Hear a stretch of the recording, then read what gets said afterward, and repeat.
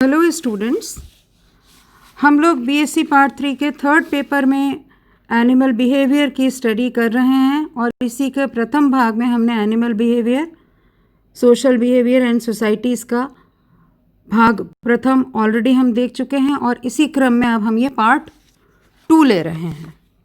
तो इसमें हम देखते हैं सोशल ऑर्गेनाइजेशन या सामाजिक संगठन के एडवांटेजेस क्या हैं।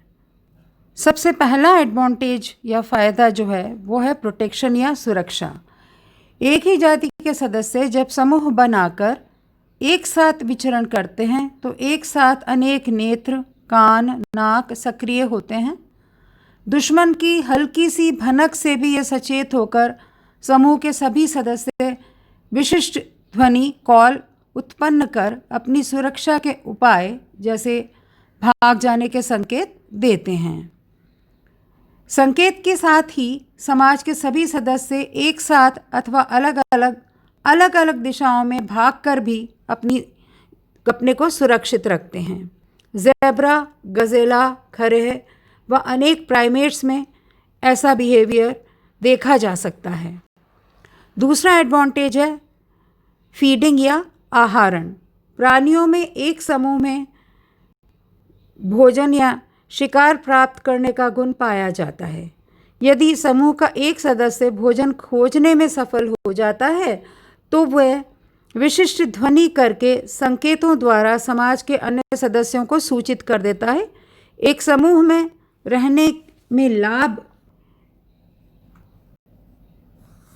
इसके सदस्यों को अधिक उम्र के सदस्यों से अनेक प्रकार से मिलता है, यानी कि कम उम्र के सदस्यों से को अधिक उम्र के सदस्यों से उनके अनुभव का लाभ मिलता है। भोजन प्राप्ति तथा संकट के समय भोजन या बचने के विभिन्न उपाय भी इनके द्वारा बताए जाते हैं। फिर है तीसरा फायदा इम्प्रूवमेंट ऑफ नॉलेज या बिहेवियर, यानी कि ज्ञान का अधिक होना। एक साथ रहने के कारण समाज के अनेक सदस्य एक ही कार्य अलग अलग विधि से करते हैं।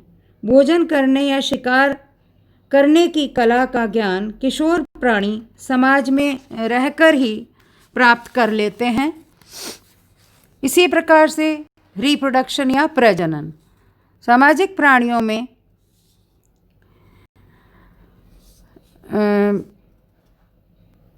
ये देखा जाता है बहुत फ़ायदा होता है। सामाजिक प्राणियों को मैथुन हेतु साथी तलाशने में समय व ऊर्जा व्यय नहीं करनी पड़ती। फ्रेजर 1938 के अनुसार प्राणियों के समूह बनाकर रहने से इनके मध्य लैंगिक क्रियाओं का नियमन होता है एवं इस कृत्य हेतु उद्दीपन की निरंतर प्राप्ति होती रहती है।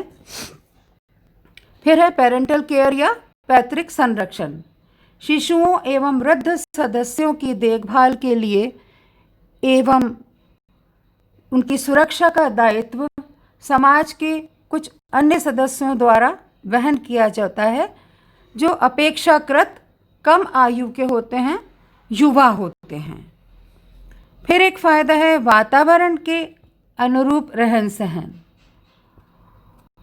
पारिस्थितिकी प्रक्रम के अनुसार ही प्राणी अपनी समस्त गतिविधियों को अंजाम देते हैं तथा उपलब्ध भौतिक कारणों के अनुरूप अपना दायरा सुनिश्चित करते हैं। जहाँ कुछ इसके फ़ायदे हैं तो वहीं कुछ सोशल ऑर्गेनाइजेशन के नुकसान भी हमें मिलते हैं। जैसे कार्य विभाजन के लिए आवश्यक विशेषता प्राणियों में शक्ति का ह्रास करती है, उसको कम कर देती है इस क्षमता को। दूसरे, एक ही जाति के सदस्यों द्वारा अपनी ही जाति के सदस्यों के मारने की प्रवृत्ति अधिक हो जाती है। अपना प्रभुत्व स्थापित करने के लिए वो इस प्रकार का व्यवहार करने लगते हैं। तो जो बलशाली हैं वो कमज़ोर जंतुओं पे आक्रमण कर देते हैं। जंतु का व्यक्तित्व क्षीण हो जाता है। इसके ऐसे ही संगठित रहने के कारण जंतुओं में बीमारियां जल्दी फैलती हैं, क्योंकि ये एक साथ एक समूह में रह रहे हैं तो इन्फेक्शंस जल्दी एक से दूसरे को लगते हैं। इसी प्रकार से एक और नुकसान है कि खाद्य सामग्री, घर बनाने के स्थल एवं अन्य आवश्यकताओं तथा प्रजनन के लिए जीवों में अत्यधिक प्रतिस्पर्धा हो जाती है। इसके साथ ये जर्नल जो कैरेक्टर्स थे वो ख़त्म हुए। अब हम देखेंगे आगे वाले लेक्चर्स में, आगे वाले भागों में सोसाइटीज़, जैसे हनी बी की है, डियर की है और मंकी की है। Thank you.